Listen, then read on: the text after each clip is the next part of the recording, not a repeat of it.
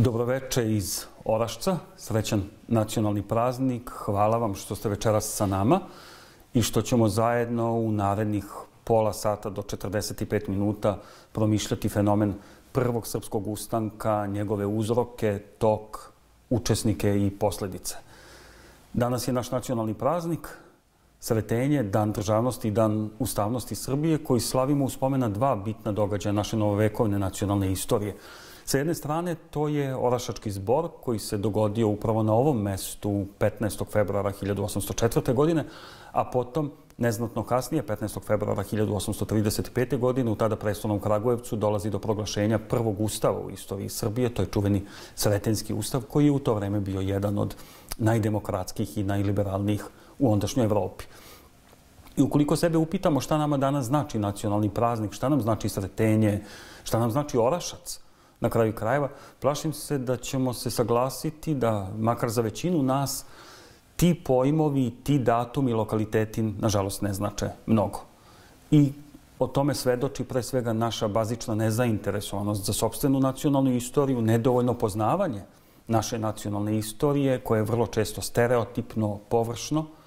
I tu dolazimo do nekoliko bitnih pitanja koja, čini mi se, zaslužuju da budu otvorena upravo večeras na sam dan nacionalnog praznika i to odavde iz Orašca.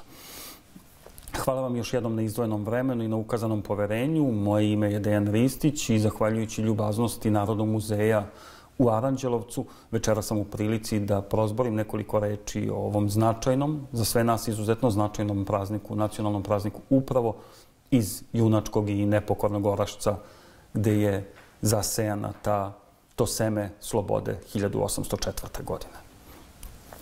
Kada govorimo o prvom srpskom ustanku, govorimo o jednom od najznačajnijih momenata iz čitave nacionalne istorije. On ima svoje tok, svoje učesnike, svoje posledice, ali pre svega ima svoje brojne uzroke. I dozvolite mi najpre da vas podsjetim na neke od najznačajnijih uzroka koji su doveli do izbijanja prvog srpskog ustanka na ovaj dan 1804. godine. Pre svega osvrnimo se na položaj hrišćanskog stanovništva u Osmanskom carstvu krajem 18. i početkom 19. veka, posebno na teritoriji Beogradskog pašaluka. Stanje hrišćanskog življa u tom periodu je izuzetno teško.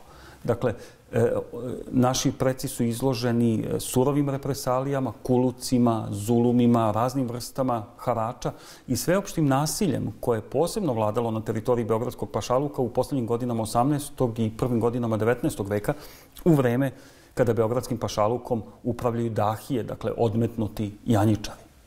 No i prethodne godine, dakle poslednje decenije 18. veka, obeležene su turbulentnim događajima i istorijskim procesima na ovim našim prostorima.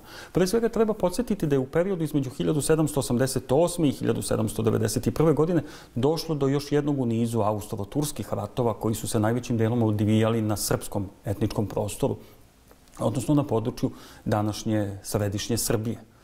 U isto vreme dolazi do znamenite Kočine krajine, koja dakle traje od 1788. do 1791. godine, kada je bila potpuno ugušena od strane Osmanlija i slomljena.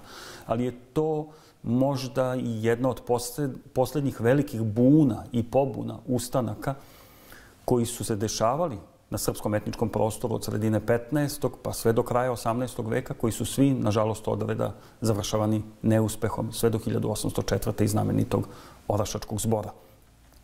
Konačno, ovaj austro-turski rat okončan je Svištovskim mirom 1791. godine, koji je doneo za svega nekoliko godina neznatno olakšanje našim precima.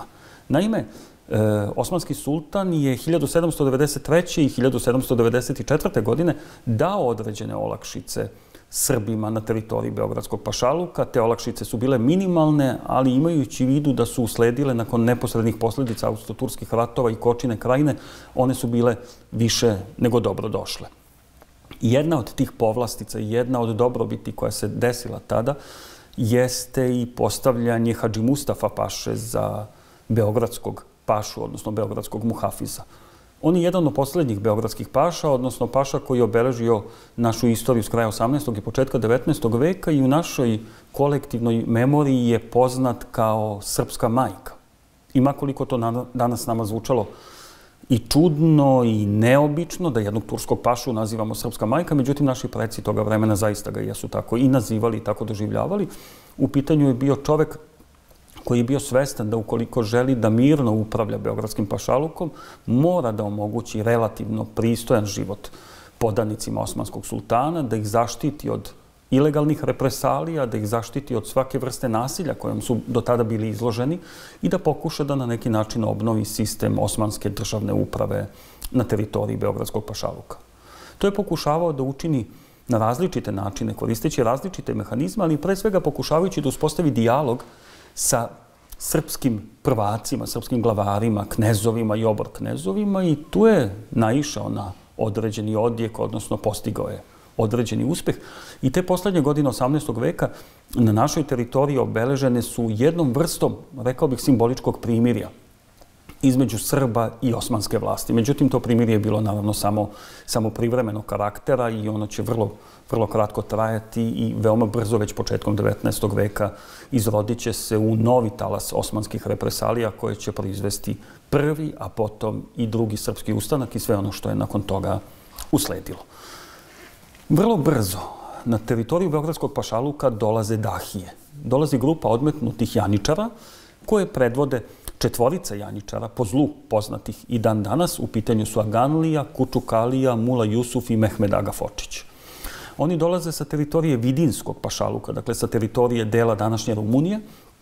Oni su odmetnuti od centralne osmanske vlasti, dakle predstavljaju klasične odmetnike, odnosno razbojnike. Upadaju na teritoriju beogradskog pašaluka, stavljaju se u prvi mah pod zapovedništvo Hadži Mustafa Paše, međutim, taj njihov odnos prema paši, odnosno beogradskom muhafizu, je bio vrlo neiskren i to će se pokazati relativno brzo kada oni postepeno pokušavaju da preuzmu vlast u beogradskom pašaluku i čak na kraju to uspevaju da učine tako što su i ubili beogradskog muhafiza, odnosno Hadži Mustafa Pašu, početkom 19. veka. I tada se uspostavlja ta po mnogo čemu tragična i zlosrećna strahovlada četvorice dahija i njihovih saradnika, odnosno svih onih odmetnika od osmanske vlasti koji su našli utočište na teritoriji beogradskog pašaluka. I tada počinju da se stiču oni glavni uslovi za izbijanje prvog srpskog ustanka. Ono što također treba napomenuti, što je nedovoljno poznato u našoj javnosti, odnosi se na jedan pokušaj ustanka protiv dahija, do koga je došlo 1802. godine, dakle 2 godine pre prvog srpskog ustanka, i tu je došlo do udruživanja Srba i dela Turaka naseljenih na teritoriji beogradskog pašaluka, koji su se udružili ne bili prognali dahije. Međutim, to im nije pošlo za rukom i Srbi nastavljaju dalje pripreme za izbijanje, odnosno za organizaciju oružanog ustanka. Tokom 1803. godine dolazi do jednog nesrećnog incidenta koji će faktički izazvati masakar uglednih Srba u januaru 1804. godine i ubrzati početak oružane borbe protiv Osmanlije, odnosno protiv dahija. Naime, dahije zaustavljaju jednog pismonošu koga Srbi šalju austrijskom zapovedniku Zemuna, obaveštavajući ga da se pripremaju na oružani ustanak protiv dahija. Dolaze u posed pisma koje on nosio, upoznaju se sa njegovim sadržajem i tada, svesni da im preti opasnost, donose odluku da obezglave srpski narod na teritoriji beogradskog pašaluka. Ideja je bila da na prevaru liše slobode i ubiju najuglednije Srbe toga vremena. Ta čuvena seča knezova desila se krajem januara 1804. godine na teritoriji čitavog beogradskog pašaluka. Još uvek nije precizno utvrđen broj lica, broj istaknutih Srba koji su tom prilikom likvidirani na veoma surov način.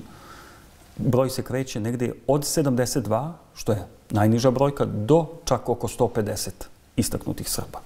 To se dešavalo u svega nekoliko dana krajem januara 1804. godine i ta seča knezova, opevana u našoj epskoj poeziji, ovekovečena u brojnim naučnim monografijama i naučnim radovima, ali i u kolektivnom sećanju Srba, predstavljala je neposredni i poslednji povod za izbijanje prvog srpskog ustanka.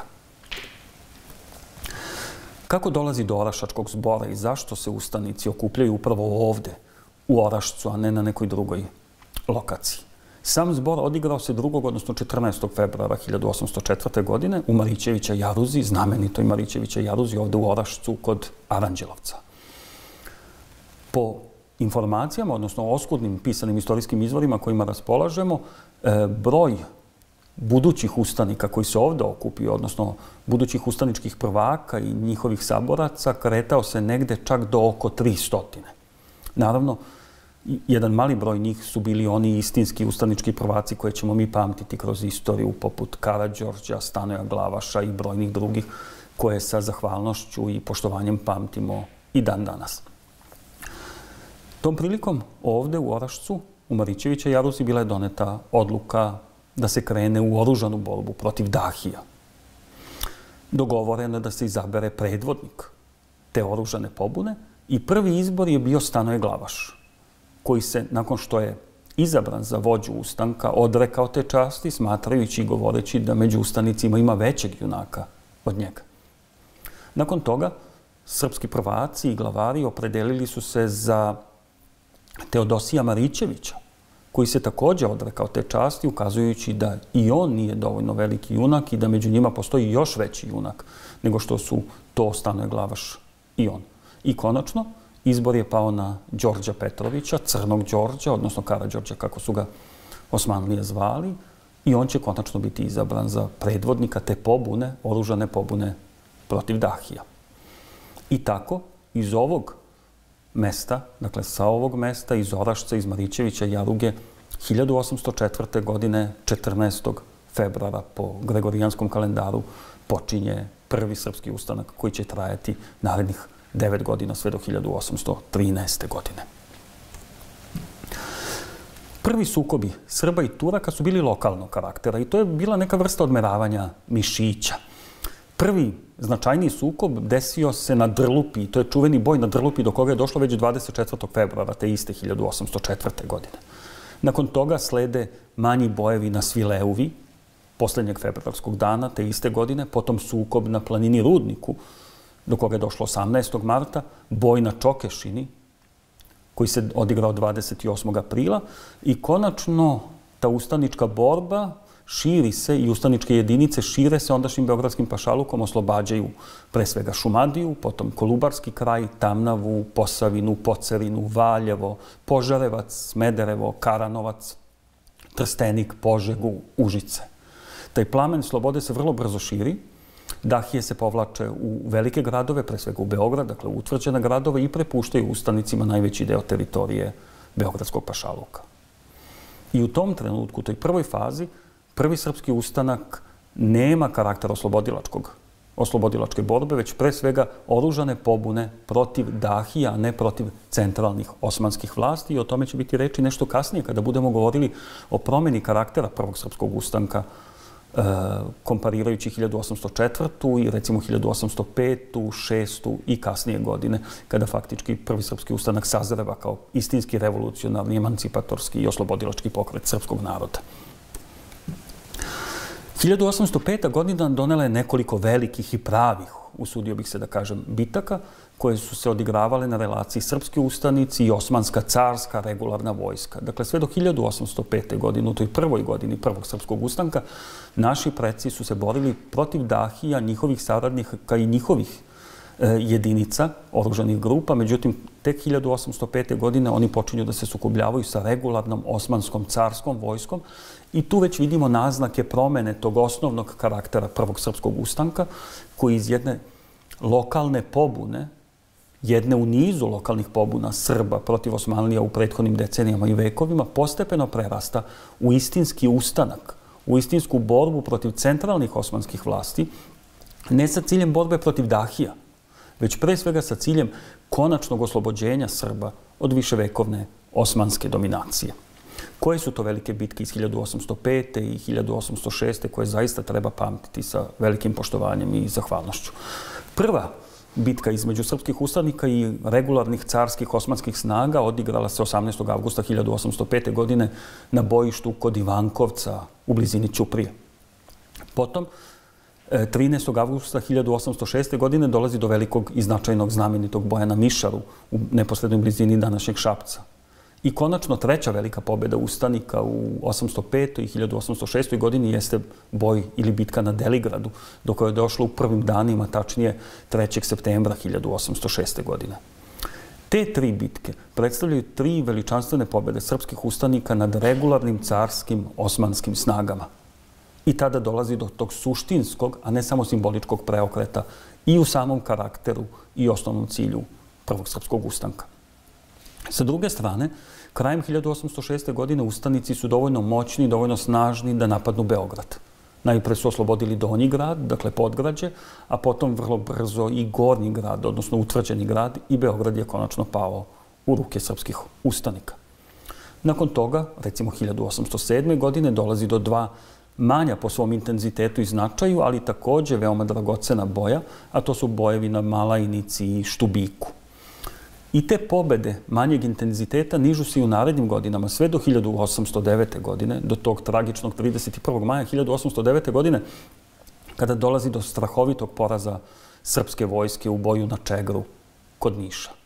U pitanju je najveći poraz koji su srpski ustanici doživeli u oba srpska ustanka, dakle i u prvom i u drugom srpskom ustanku. U pitanju je, dakle, boj na Čegru, o čemu svedoči ili o kome svedoči, da budem potpuno precizan, ne samo bojište na Čegru kod Niša i ona lepa vitka kula, već pre svega Ćele kula koja se sada nalazi unutar urbanog jezgra grada Niša, koji je jedinstven spomenik te vrste u svetu danas i već nešto više od 200 godina, načinjena od odsečenih glava pobijenih, odnosno ubijenih srpskih ustanika, srpskih boraca u boju na Čegru. Još jedan takav slučaj bio u istoriji, to je čuvena kula od lobanja koja je bila podignuta u poznom srednjem veku u Samarkandu. Međutim, ona danas ne postoji, već čitav niz decenija ne postoji, tako da faktički jedini objekat te vrste u čitavom svetu jeste Ćele kula koja se danas nalazi bezmalo u centru grada Niša. Ono što takođe treba reći za ovaj period između 1804. dakle između Orašačkog zbora i velikog poraza u boju na Čegru 1809. godine, jeste da se ustanička vatra nije širila samo teritorijom Beogradskog pašaluka, već naprotiv, da su srpski ustanici prešli administrativne linije ili administrativnu granicu Beogradskog pašaluka i prešli na druge srpske etničke prostore u pravcu zapada, jugozapada, juga, pa čak i jugoistoka, dakle pokušavajući da taj plamen borbe za slobodu, za obnovu nezavisnosti i državnosti prošire ne samo na teritoriju na kojoj su živeli, kao organizacione jedinice Osmanskog carstva, tu mislim na Beogradski pašaluk, već i na susedne administrativne i teritorijalne jedinice Osmanskog carstva na kojima su vekovima do tada živeli naši sunarodnici, dakle na kojima su živeli Srbi. Sa druge strane, osim tog izuzetnog, prvorazredno značajnog momenta oružane borbe protiv Osmanlija od 1804. do 1813. Mi istoričari beležimo još nekoliko izuzetno važnih procesa koji se odigravaju istovremeno, dakle simultano tokom perioda Prvog srpskog ustanka.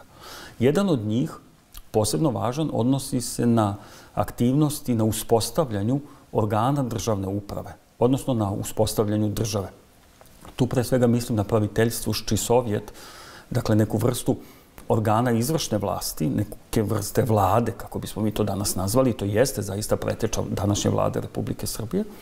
Praviteljstvušči sovjet osnovan je krajem avgusta 1805. godine u selu Veliki Borak na teritoriji današnje beogradske opštine Barajevo u kući kneza Sime Markovića. I to je faktički nukleus uspostavljanja organa državne uprave ustaničke Srbije.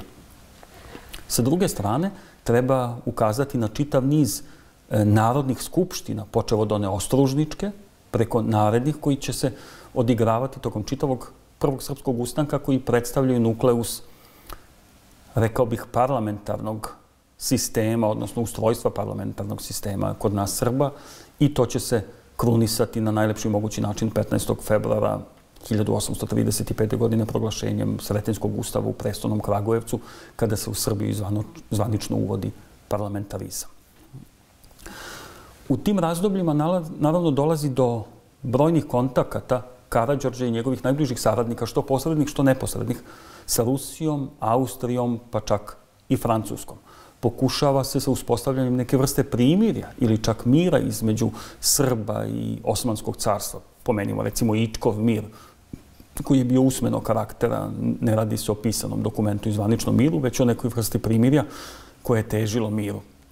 Sa druge strane, Karađorđe je potpuno svestan da je borba Srba protiv Osmanlija u stvari borba Davida i Golijata. Shvata da Srbi moraju sebi da obezbede saveznike ukoliko žele da uspeju u toj svojoj borbi za konačno oslobođenje i obnovu nezavisnosti i državnosti i svog naroda i svoje nekadašnje domovine.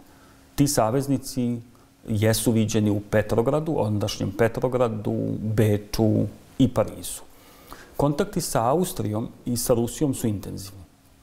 Ruski car šalje svog ličnog izaslanika, to je Rodofinikin, koji boravi dosta dugo tokom perioda Prvog srpskog ustanka na teritoriji ondašnjeg Beogradskog pašaluka i pokušava da pre svega ispita situaciju u Beogradskom pašaluku, da uoči i proanalizira u kojoj meri srpski ustanak, odnosno prvi srpski ustanak može da predstavlja ozbiljnu opasnost po Osmansko carstvo ili makar njegove teritorije u Evropi, dakle na starom kontinentu. Sa druge strane, pokušava naravno da dođe do podataka o tome ko je istinski vođa Prvog srpskog ustanka, budući da osim Karađorđa tu evidentiramo čitav niz ustaničkih prvaka koji su se takođe pokazali ne samo na bojnom polju, već i u tom političkom aspektu, a neki od njih su imali i jasne aspiracije da na neki način oni vremenom postanu vođe ustanka. Rodofinikin je recimo održavao dosta delikatan odnos sa Karađorđem, nije bio preterano naklonjen Karađorđu, smatrajući da je on i suviše moćan i da treba uspostaviti neku vrstu ravnoteže ili balansa moći između Karađorđa i njegovih najbližih saradnika, te je više inklinirao nekim od drugih ustaničkih prvaka, a ne toliko samom voždu Karađorđu. I upravo u tim godinama, u tim središnjim godinama Prvog srpskog ustanka mi beležimo ono što je suštinski važno i što bi trebalo zapamtiti, a to je promenu karaktera Prvog srpskog ustanka. Dakle, on 1804. počinje ovde u Orašcu, Orašačkim zborom, ne kao ustanak protiv Osmanskog carstva, već kao pružanje oružanog otpora dahijama, dakle, odmetnutim janjičarima. U početku, dakle, cilj ustanika nije da oslobode svoju teritoriju od Osmanskog carstva i da obnove nezavisnost i samostalnost, već pre svega da se zaštite od višegodišnjeg zuluma, terora i brojnih represalija koje su sprovodile dahije. Tek kasnije, suštinski nakon 1805. i velikih sukoba sa regularnim osmanskim carskim trupama, ustanici, odnosno ustanički prvaci, što oružani, što vojni, politički, dolaze do zaključka da su se stekle okolnosti da ta buna, koja jeste buna u prvim mesecima svog trajanja, treba da preraste u sveopšti narodni ustanak protiv Osmanskog carstva sa ciljem konačnog oslobođenja i obnove državnosti kod Srba. Kako je došlo do sloma Prvog srpskog ustanka i zašto se on uopšte završio neslavno? Dakle, on je otpočeo 1804. Okončan je 1813. godine potpunim oružanim neuspehom. Pre svega, u pitanju je izrazito nejedinstvo ustaničkih vođa. I to je nešto što ume da bude povremeno, tipično za nas. I kao da nas to nejedinstvo prati kroz različite epohe naše nacionalne povesti, povremeno se javlja i nekada suštinski doprinosi neželjenim posledicama u određenim istorijskim procesima. Ovde je to nejedinstvo značajno doprinelo slomu, u oružanom aspektu slomu Prvog srpskog ustanka. Sa druge strane, ono što je ključni razlog za oružani slom Prvog srpskog ustanka jeste činjenica da je tokom 1813. godine došlo do združenog i snažnog napada osmanskih carskih trupa na teritoriju Beogradskog pašaluka i to čak iz tri pravca. Iz pravca juga, odakle se kretala najmoćnija vojska, ali i iz pravca zapada i jugoistoka i faktički naši preci nisu imali nikakvu šansu da se uspešno suprotstave tako moćnoj carskoj regularnoj osmanskoj vojsci koja je nadirala čak iz tri pravca. Stoga ustanici bivaju potiskivani ka središtu ondašnjeg Beogradskog pašaluka, a potom i u region Posavine i Podunavlja i faktički tokom 1813. godine osmanske carske trupe zauzimaju čitavu teritoriju Beogradskog pašaluka i guše prvi srpski ustanak. Jedan deo ustaničkih prvaka, jedan deo ustanika ostaje na teritoriji Beogradskog pašaluka, oprostite, i na neki način se primirio, dok je jedan deo njih, manji, odlučio da napusti teritoriju Beogradskog pašaluka, da se naseli na teritoriji Južne Ugarske, dakle, neposredno severno iznad Save i Dunava i da pokuša da na neki način bude sve vreme na prismotri i da bude spreman da se vrati na teritoriju Beogradskog pašaluka čim se za to ukaže zgodna prilika. Jedan od tih ustaničkih prvaka, onaj glavni i nama najznačajniji, Karađorđe, upravo je doneo takvu odluku i on će Srbiju napustiti, odnosno, da budem potpuno precizan, Beogradski pašaluk napustiti 1813. godine i vratit će se na njegovu teritoriju tek 1817. godine. Međutim, taj njegov dolazak 1817. godine završit će se tragično po njega, dakle, bit će ubijen u Radovanjskom lugu po naređenju vođe drugog srpskog ustanka, u pitanju je knez Miloš Veliki. Dakle, ta 1813. godina za nas je potpuno tragična. Tokom nje beležimo čitav niz manjih oružanih sukoba koji se završavaju neuspehom ustanika i konačno kraj te godine obeležava potpuna obnova državnog aparata, osmanskog aparata na teritoriji Beogradskog pašaluka i faktički pokušaj centralnih osmanskih vlasti da Beogradski pašaluk ponovo inkorporiraju u potpunosti, kao da se ništa nije desilo u sistem državne uprave Osmanskog carstva i to im samo prividno polazi za rukom. Koji su to istaknuti ustanici koje treba pamtiti? Naravno da večeras neću pomenuti sve jer bi to bilo prosto nemoguće, ali evo, hajde da se zajedno podsjetimo nekih od njih. Pre svega vođe prvog srpskog ustanka Đorđa Petrovića, Crnog Đorđa, odnosno Karađorđa. Potom recimo Prote Mateje Nenadovića, Stanoja Glavaša koji je bio prvi izbor ustanika ovde u Orašcu tokom Orašačkog zbora, Teodosija Marićevića, Vase Čarapića, Milenka Stojkovića, Petra Dobrnjca, Hajduk Veljka Petrovića, kneza Sime Markovića, na čijem je posedu 1805. godine, ponavljam, osnovan praviteljstvušči Sovjet kao preteča vlade Republike Srbije. Potom recimo Tanasija Čarapića, Milana i Miloša Obrenovića, Janka Katića i brojnih drugih. I verujem da ćete se svi prisjetiti ustaničkih prvaka iz vašeg kraja, koji su, boreći se za oslobođenje svog kraja, ujedno dali značajan doprinos borbama za oslobođenje Srba na teritoriji ne samo čitavog Beogradskog pašaluka, već znatnog dela srpskog etničkog prostora s početka 19. veka. No, svakako, bez ikakve sumnje, na prvom mestu i neprikosnoven jeste vožd Karađorđe, vođa prvog srpskog ustanka, ličnost koja je potpuno obeležila to razdoblje naše nacionalne istorije i koja je na tragičan način postradala i čak, čini mi se, tom svojom tragičnom končinom simbolički označila nastavak stradanja srpskog naroda i u 19. a kasnije i u 20. veku, što usled posledica bratoubilaštva, što usled posledica brojnih oružanih sukoba koji su se dešavali na ovim našim prostorima u prethodna 2 veka. Koje su to posledice prvog srpskog ustanka? Neko će reći da su te posledice odavno minule i da nakon 200 godina posle prvog srpskog ustanka mi o njemu možemo govoriti dominantno ili isključivo kao još jednoj u nizu lekcija u našim udžbenicima istorije za osnovne i srednje škole. Međutim, čini mi se da je to potpuno pogrešno. Dakle, istoričari uočavaju neposredne i posredne posledice prvog srpskog ustanka, kratkoročne i one dugoročne.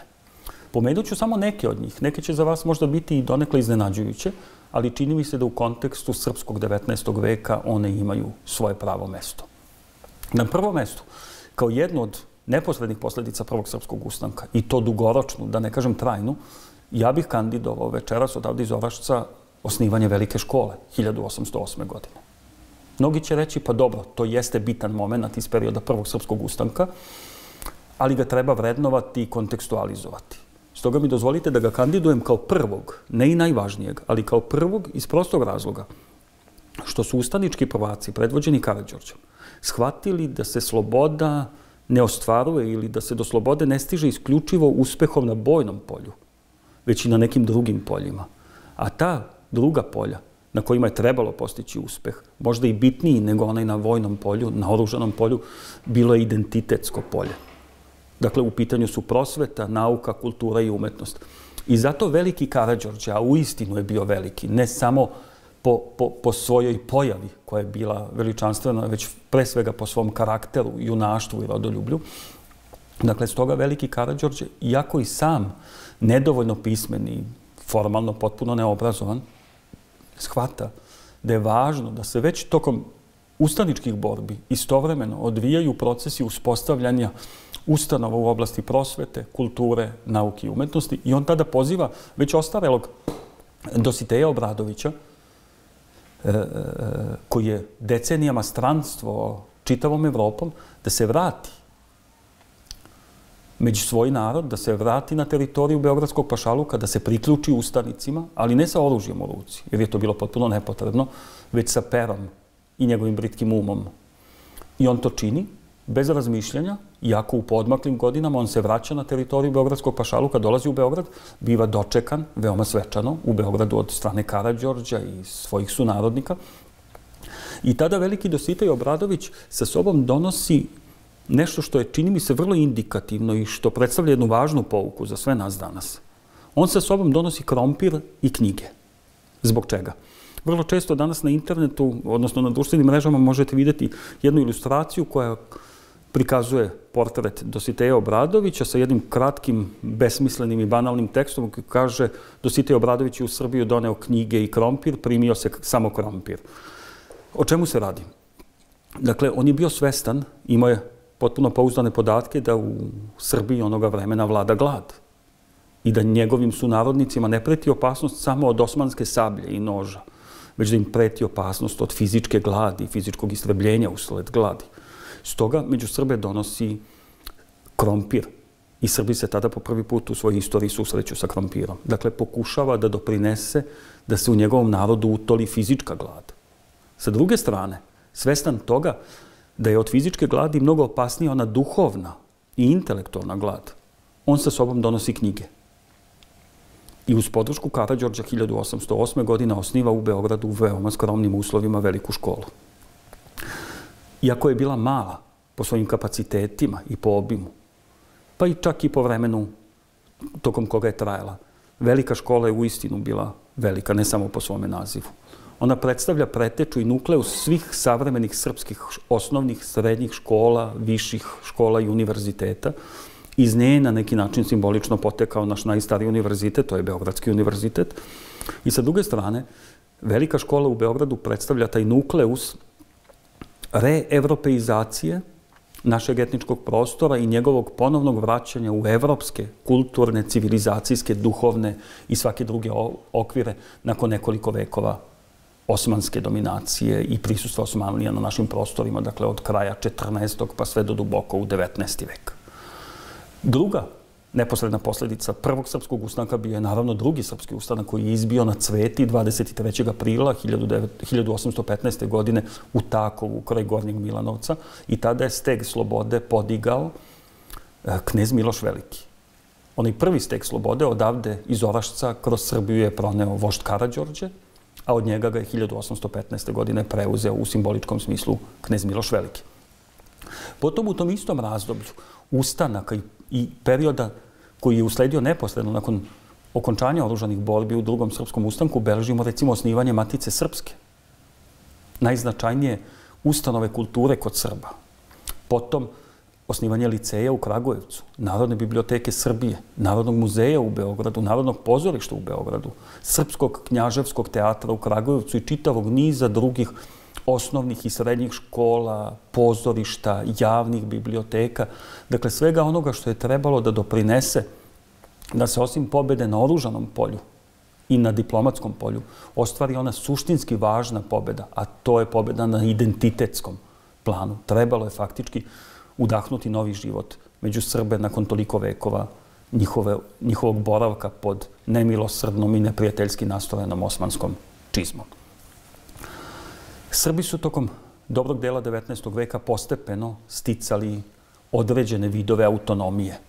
Sve dok 1878. godine na Berlinskom kongresu tada još uvek vazalna kneževina Srbija nije postala međunarodno priznata, suverena i nezavisna država. Koji su to najznačajniji osmanski pravni dokumenti iz perioda 19. veka koji faktički utemeljuju i osnažuju autonomiju među Srbima? To su hatišerifi, od kojih su najznačajniji oni iz 1829. 1830. 1833. i 1838. godine. Ovaj posljednji jeste u stvari takozvani turski, odnosno oktroisani ustav. Sa druge strane, to su fermani. Također, osmanski pravni dokumenti iz 1815. 1816. i konačno 1829. godine. I berati iz 1830. i jedan od najznačajnijih iz 1867. godine, kojim se osmanski sultan saglasio sa time da osmanske regularne trupe i predstavnici osmanske administracije trajno napuste posljednjih 6 utvrđenih gradova na teritoriji Beogradskog pašaluka. Nazivi tih posljednjih 6 utvrđenih gradova na teritoriji Osmanskog pašaluka koje su Turci Osmanlija napustili nakon potpisivanja berata iz 1867. godine ispisani su na postamentu onog divnog spomenika knezu Mihajlu koji se nalazi na prestolničkom trgu Republike, dakle na trgu Republike u Beogradu. Konačno, jedna od najveličanstvenijih posljedica prvog, a samim tim i drugog srpskog ustanka jeste ono što se desilo 14. februara 1835. godine u tada prestolnom Kragujevcu, a to je proglašenje Sretenjskog ustava. Zbog čega je taj ustav za nas toliko važan, i ne samo za nas, nego i za neke druge narode, ali pre svega za Srbe? Dakle, to je prvi ustav u našoj istoriji. Tada počinje ustavna tradicija i ustavna istorija srpskog naroda koja traje sve do danas. U pitanju je jedan od najliberalnijih ondašnjih ustava u čitavoj Evropi. Njegov autor je kod nas danas bezmalo potpuno zaboravljeni Dimitrije Davidović. O tome da je bezmalo potpuno zaboravljen govori ili svedoči njegovo dobrim delom ruinirano grobno mesto na Smederevskom groblju ili njegova ruinirana kuća u Zemunu u Beogradu. Dakle, upravo je taj Dimitrije Davidović, bliski saradnik kneza Miloša Velikog, dobio zadatak da napiše ustav, odnosno ustavni tekst. I on inspiraciju traži u tekovinama Francuske revolucije i dobrim delom u tadašnjem belgijskom kraljevskom ustavu, koji je spadao do tada u jedan od najliberalnijih u Evropi. Dimitrije Davidović piše prvi srpski ustav, Sretenjski, znameniti i za nas najznačajniji, koji će biti proglašen od strane Narodne skupštine, kao što sam rekao, 14. februara 1835. godine u tada prestolnom Kragujevcu. Taj ustav je u toj meri svojim tekstom i svojim sadržajem, svojim ustavnim normama išao ispred vremena u kome je nastao i išao izvan okvira nacije u kojoj je nastao. Da mi dan danas sa pravom treba da budemo ponosni na činjenicu da smo imali i da imamo u simboličkom smislu i dan danas Sretenjski ustav. Ne znam da li znate, original Sretenjskog ustava je sačuvan i on se čuva u trezoru Državnog arhiva Srbije u Beogradu, gde se čuvaju i svi drugi ustavi Kneževine i Kraljevine Srbije, odnosno Republike Srbije danas. Daću vam samo jedan član tog ustava, odnosno citirat ću ga kako biste stekli utisak u kojoj meri je taj ustav i za nas i za ondašnju Evropu bio dragocen. Jedan od članova ustava, tačnije, ukoliko se ne varam, 188. kaže sledeće. Svaki rob koji nogom kroči na teritoriju Srbije biva slobodan. To je izuzetna norma koja se retko nalazi u ustavima i u pravnim aktima toga vremena, tako je eksplicitno data. I ponavljam je sa velikim ponosom kao Srbin. Dakle, svaki rob koji nogom kroči na teritoriju Srbije postaje slobodnim. Dakle, u Srbiji toga vremena robova, ne na klasičan antički način, već ljudi lišenih osnovnih prava i sloboda nije moglo biti. I to je bilo inkorporirano ne u neki od naših ustava, već u prvi ustav, taj veličanstveni Sretenjski, koji jeste bio na snazi svega nekoliko nedelja dok ga knez Miloš Veliki nije suspendovao. Međutim, uprkos kratkom vremenskom periodu tokom koga je bio u punoj snazi i tokom koga je važio na teritoriji Beogradskog pašaluka, on je ostavio trajne pozitivne posljedice po naše društvo, našu budućnost sve do ovih dana i po našu ustavnu tradiciju i mi elemente sadržane u Sretenjskom ustavu danas nailazimo i nalazimo u svim potonjim ustavima Srbije i Jugoslavije sve do poslednjeg našeg ustava, aktuelnog ustava iz 2006. godine. Stoga je za nas Sretenjski ustav od prvorazrednog značaja i to je pravni akt kome se treba vraćati sa velikim poštovanjem, sa zahvalnošću, upravo zbog toga što je u sebi sadržao neke norme koje su i za tadašnju Evropu bile izuzetno progresivne, izuzetno napredne i neočekivane, imajući u vidu da je to bio ustav jedne vazalne kneževine u okviru Osmanskog carstva. To čak 1835. godine nije bio ustav nezavisne države. Imajmo u vidu da je Srbija bila vazalna kneževina sve do 1878. godine, do Berlinskog kongresa, kada je konačno stekla puno međunarodno priznanje, suverenitet i nezavisnost.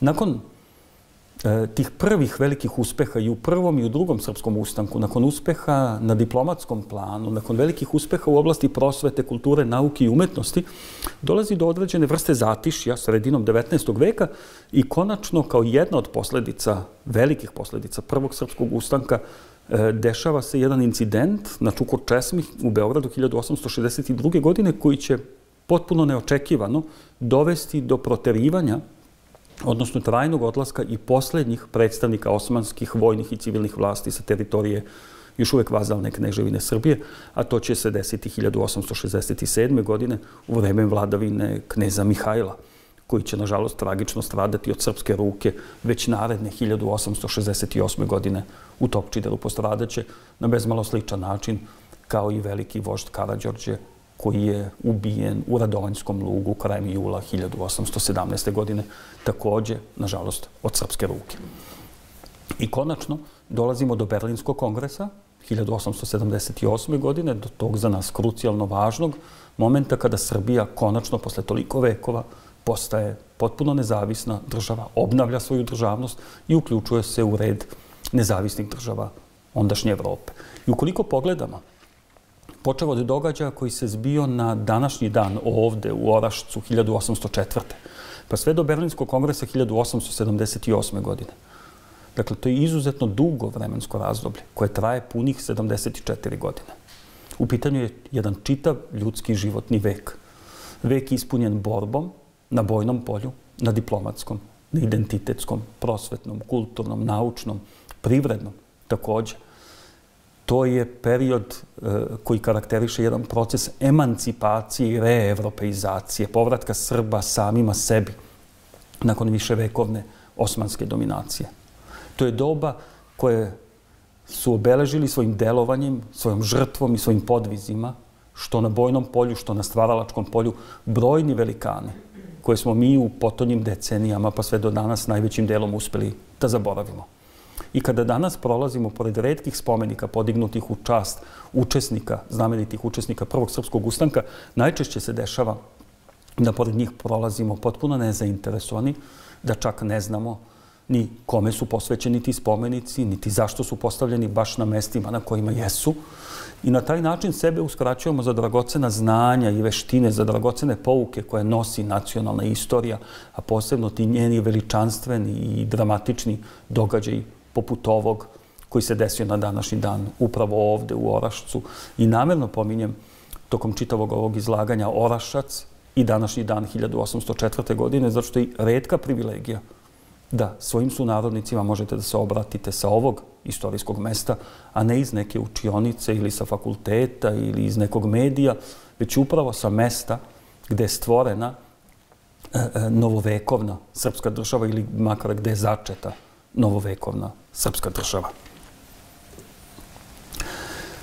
Kada govorimo o 1804. i 1835. godini, govorimo o izuzetnoj simbolici. Ne samo dvostrukoj simbolici oružane borbe i političke borbe za oslobođenje i emancipaciju, govorimo o dva paralelna istorijska procesa. Procesa koji su na neki način tekli poput jedne pletenice, neraskidivo povezane, odvijali su se u različitim realnostima, odvijali su se u različitim aspektima, jedan na bojnom polju, gde je bilo neophodno demonstrirati junaštvo i vojnu veštinu, sa druge strane na diplomatskom i svakom drugom polju gde je trebalo demonstrirati mudrost, strpljenje, trpljenje i spremnost da se strada na svaki mogući način za viziju koju su naši preci, ti istinski velikani, posvetili svoje živote, a to je bilo konačno oslobođenje sopstvenog naroda i teritorije na kojoj on vekovima živi od mnogovekovne osmanske dominacije, strahovlade i svake vrste terora kojima su Srbi kao hrišćansko stanovništvo na teritoriji, evropskoj teritoriji Osmanskog carstva bili izloženi sve od kraja 14. preciznije od sredine 15. veka pa sve do duboko u 19. vek kada su konačno pružili odlučni i uspešni otpor Osmanlijama. Kada govorimo o prvom srpskom ustanku, tu dolazimo i do nekoliko zanimljivosti koje su predmet, čini mi se, nedovoljnog interesovanja nas danas. Dakle, jedno od pitanja koje se postavlja i koje će možda biti iznenađujuće, ali to je recimo pitanje koliko su dugo Srbi bili pod Osmanlijama u stvari. Vrlo često ćemo čuti da se radi o 5 vekova. Međutim, kojih su to 5 vekova? Koja je to početna godina našeg ropstva pod Osmanlijama, a koja je ta završna godina? Ako znamo da je formalno pravno ta završna godina 1878.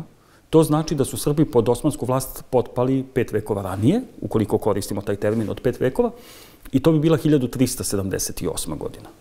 Međutim, 1378. godine se ništa bitno nije desilo u srpsko-osmanskim odnosima. Desilo se 1389. godine, a potom i u narednim godinama i decenijama sve do 1459. godine, kada je došlo do drugog konačnog sloma srpske despotovine i kada je srpska srednjovekovna država konačno, nažalost, prestala da postoji.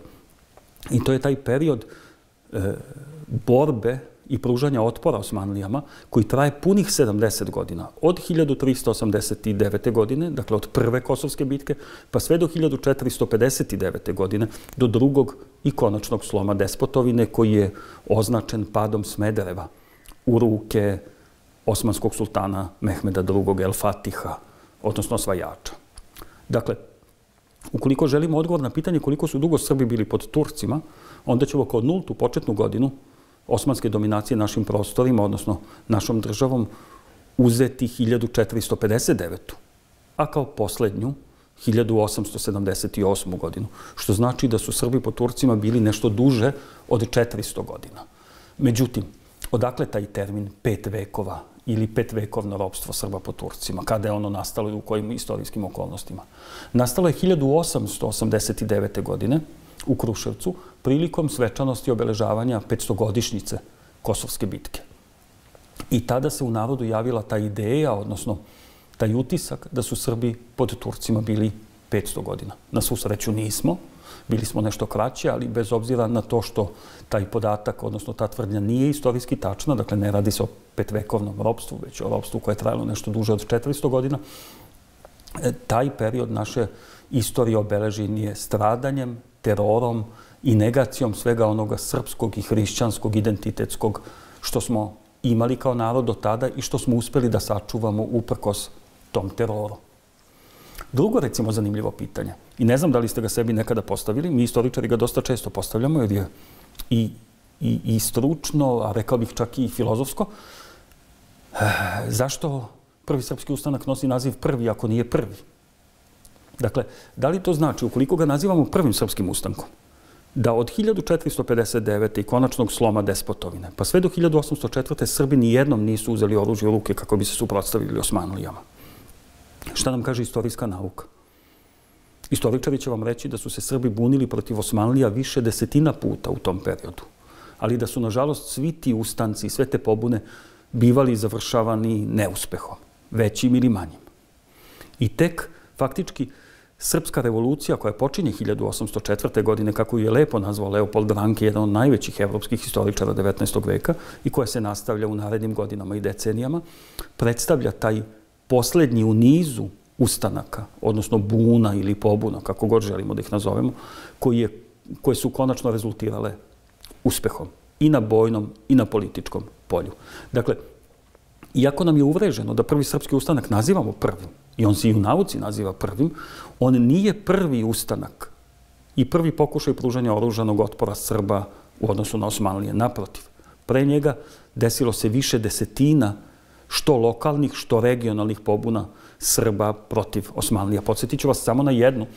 1594. odnosno 1595. godine dolazi do pobune banatskih Srba koje je predvodio vršački episkop Teodor. Nakon sloma te pobune, tadašnji osmanski veliki vezir naređuje spaljivanje moštiju, najvećeg dela moštiju Svetog Save, prvog srpskog, naređuje da se uništi manastir Svetih Arhangela kod Prizrena, grobna zadužbina cara Stefana Dušana IV. Silnog i da se od tog materijala podigne njegova Sinan Pašina džamija u Prizrenu. Dakle, eto ga primjer jedne pobune iz perioda pre 1804. godine. No, kako za dobro sagledavanje istorije i vrednovanje prošlosti sopstvenog naroda, ali i opšte istorije, moramo da imamo dobra znanja i brojne veštine, ma koliko to na prvi pogled zvučalo čudno, prvi srpski ustanak u stvari nije prvi. On je samo jedan u nizu, ali je svakako jedan od najznačajnijih i konačno onaj koji je nagovestio konačno oslobođenje Srba nakon nekoliko vekova osmanske dominacije. Sa druge strane, kada se desio Orašački zbor i kada je Narodna skupština proglasila Sretenjski ustav, mi danas ovaj praznik obeležavamo na datum 15. februar svake godine, na dan kada naša crkva i kada istočni hrišćani obeležavaju jedan od najvećih verskih praznika, to je Sretenje. I zaista i Orašački zbor i proglašenje Sretenjskog ustava, dakle oba događaja iz 1804. i 1835. godine odigrali su se na Sretenje. Međutim, razlika u kalendarima julijanskom i gregorijanskom u tim godinama, odnosno u tim decenijama 19. veka nije bila 13 dana koliko je danas, već je bila 12 dana. I zato nam istorijski izvori svedoče da se Orašački zbor zbio 2. februara 1804. godine po julijanskom kalendaru, odnosno da je Narodna skupština u tada prestolnom Kragujevcu proglasila Sretenjski ustav 2. februara po tada važećem julijanskom kalendaru. Danas, prevodeći julijanski kalendar u gregorijanski, dodajemo 12 dana za događaje iz prvih decenija 19. veka i faktički ti događaji su se zbili 14. a ne 15. februara.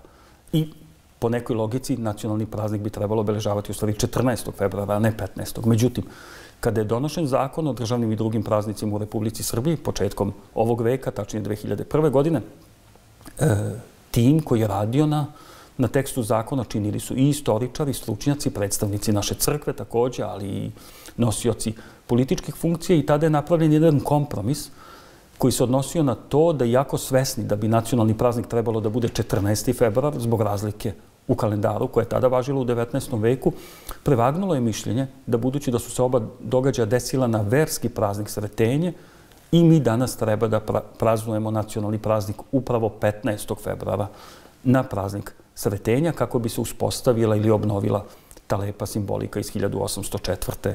i 1835. godine. Sa druge strane, ovde u neposrednoj blizini muzeja Prvog srpskog ustanka u Orašcu nalazi se znamenita Marićevića jaruga, jedan lug, jedna udolina u kojoj su se tog 2. odnosno 14. februara 1804. godine okupili budući srpski ustanici predvođeni Karađorđe. I na pitanje nas istoričara gde se zaista desio Orašački zbor, dakle da li se desio na ovom mestu koji je danas obeležen ili se desio u njegovoj neposrednoj okolini, istorijski izvori i svedočanstva nam ne mogu dati preciznu informaciju. Naime, smatra se da je sam zbor bio nešto dublje u lugu nego što je to danas proplanak koji je uređen i koji predstavlja spomen kompleks, te da se današnji spomen kompleks nalazi u neposrednoj blizini tog istorijskog mesta koje je dobrim delom i danas nedostupno. Bilo je i tada skrovito, a i danas je delimično skrovito. Tako da kada se danas nalazimo u Marićevićoj jaruzi, nalazimo se na najverovatnijem mestu održavanja Orašačkog zbora, ali ne možemo sa sigurnošću reći da je to baš to mesto, već se u nauci smatra da je ono nekoliko desetina metara udaljeno faktički od mesta koje danas smatramo lokalitetom na kome se zbio ovaj prvorazredno važan istorijski događaj. Zašto je Karađorđe, i to je recimo jedno od zanimljivih pitanja, zašto je Karađorđe bio tek 3. izbor ustanika, odnosno učesnika Orašačkog zbora? Nekako smo ubeđeni svi da kada govorimo o Karađorđu podrazumeva se da je bio prvi izbor, zato što je bio jedan od najvećih, ukoliko ne najveći junak svoga vremena. Međutim, istorijski podaci nam pokazuju, kao što sam ranije i kazao, da su pre njega ustanički prvaci za svoje vođe želeli Stanoja Glavaša, pa potom Teodosija Marićevića. I tek na kraju, nakon što su se oni odrekli te časti, smatrajući da jesu junaci, ali da ima većih junaka od njih dvojice, a obojica su smatrali da je to Đorđe Petrović, odnosno Crni Đorđe, Karađorđe na taj način tek postaje vođa Prvog srpskog ustanka. I to je recimo jedan zanimljiv detalj koji govori o tome da su ustanički prvaci iz te 1804. godine, koji su barjak slobode podigli ovde, u Marićevića Jaruzi u Orašcu, zaista bili istinski rodoljubi, istinski junaci i velikani, i da je bilo veoma teško izabrati ili opredeliti se za najvećeg junaka i za onog koji bi bio potpuno neprikosnoven. I konačno, završavajući evo ukratko ovo izlaganje iz Orašca, želim da naglasim nešto što čini mi se nije tipično samo za nas istoričare koji smo profesionalno opredeljeni ka proučavanju, istraživanju i vrednovanju prošlosti, već čini mi se da bi to trebalo da bude za sve nas Srbe. A to je da ovo mesto, kao i Oplenački breg i crkva Svetog Đorđa Pobjedonosca kao grobna zadužbina naše poslednje vladarske dinastije srpske i jugoslovenske, a to su Karađorđevići, treba da bude mesto okupljanja i treba da bude jedno istinsko saborište i stvarno i simboličko. Da 15. februara, ako ne nekog drugog dana, onda svakako 15. februara treba doći u Orašac, u Marićevića Jarugu, treba otići u Topolu, na Karađorđev grob, treba obići ta dva izvorišta novovekovne srpske slobode i državnosti i makar taj jedan dan u godini, koji nazivamo nacionalnim praznikom, treba posvetiti onim istinskim velikanima, našim zajedničkim precima, koji su pre svega dali svoje živote za slobodu koju mi danas uživamo, koju danas konzumiramo, a da toga verovatno vrlo često nismo ni svesni i da sopstvenu slobodu smatramo nečim što je datost, što se podrazumeva, a ne nečim što je izboreno tokom čitavog niza vekova. Dakle, čini mi se da treba vratiti sadržaj nacionalnom prazniku, zato što sve zemlje imaju čitav niz praznika, državnih praznika tokom svake godine, ali je samo jedan nacionalni praznik. Naš nacionalni praznik jeste Sretenje, Dan državnosti i ustavnosti Srbije, 15. februar, koji se, ponavljam, slavi u spomen na dva izuzetno važna, prvorazredno važna datuma i događaja naše novovekovne istorije, a u pitanju su, i poslednji put, makar večeras govorim, Orašački zbor, koji se zbio na današnji dan, 1804. godine, i proglašenje Sretenskog ustava, koje se zbilo na današnji dan u prestolnom Kragujevcu 31 godinu kasnije, tačnije 1835. godine. Nacija koja dobro ne poznaje sopstvenu prošlost, sebe osuđuje na bolno i postepeno dugotrajno izumiranje. Lek protiv jedne takve pošasti, prevencija takve pošasti, jeste dobro poznavanje nacionalne istorije. Mi Srbi pripadamo onim narodima koji su ponosni na svoju istoriju, ali mi se čini, usuđujem se to da kažem upravo odavde iz Orašca, da u suštini svoju nacionalnu istoriju u nedovoljnoj meri poznajemo. Nekako je poznajemo površno i stereotipno. I kada mi istoričari postavimo određena pitanja svojim sunarodnicima na najdobronamerniji način, dolazimo do onog saznanja, da je kvantum znanja kojima oni raspolažu veoma, veoma skroman. I stoga je obaveza svih nas koji se bavimo društveno-humanističkim naukama da kontinuirano svedočimo i podsjećamo na najznačajnije događaje, ličnosti i procese naše i opšte istorije, dakle, ali pre svega naše nacionalne istorije, zato što u ovom periodu, koji je obeležen i identitetskim i svakim drugim diskontinuitetom, u periodu u kome živimo, a to je razdoblje postistine, kada su istinske vrednosti, kada su znanje i veštine potpuno obezvređene, ne samo kod nas, već u čitavom svetu, čini mi se da nema odgovornijeg pozvanja i zadatka, nego da se vratimo znanju, istinskim vrednostima, sopstvenom identitetu, sopstvenoj prošlosti i da iz svih njih crpimo te neophodne životne sokove, nepresušne životne sokove, kako bismo se sačuvali kao nacija. Jer nam sa jedne strane preti demografsko odumiranje, a sa druge strane ono što je podjednako opasno ili možda čak opasnije od tog demografskog izumiranja jeste ono identitetsko izumiranje. I kad god imate dilemu, kada god imate pitanje, kada strepite zbog nečega, Dođite na izvorišta sopstvenog nacionalnog identiteta, slobode i nezavisnosti, nepokora, dođite u Orašac, dođite u Topolu i tu ćete zaista naći odgovore na ona suštinska pitanja o tome ko smo bili, šta jesmo danas i šta treba da budemo u budućnosti. A ono što treba da budemo u budućnosti utvrdili su i svojom žrtvom odredili naši preci još od srednjeg veka, a posebno oni čiji spomen slavimo danas na dan nacionalnog praznika. I konačno, završavajući ovo izlaganje odavde iz Orašca, koristim priliku da još jednom zahvalim na ljubaznom pozivu svojim dragim koleginicama i kolegama iz Narodnog muzeja u Aranđelovcu, ljudima iz tehničke službe koji su omogućili da vam se večeras obratimo odavde iz Orašca i koristim ovu priliku na kraju da vam još jednom uputim iskrene čestitke povodom našeg nacionalnog praznika, Sretenja, Dana državnosti i ustavnosti Srbije, odavde iz istorijskog i nepokornog Orašca, u nadi da ćemo se u Orašcu, u Topoli i na brojnim drugim mestima širom naše lepe zemlje susretati u narednim danima i godinama kako bismo se upijali rodoljubljem, nepokorom, slobodarstvom i kako bismo konačno povratili one osnovne identitetske karakteristike koje su krasile naše pretke u vekovima koji su iza nas. To dugujemo njima, ali u mnogo većoj meri dugujemo sebi i svojim potomcima. Hvala vam još jednom, srećan nacionalni praznik.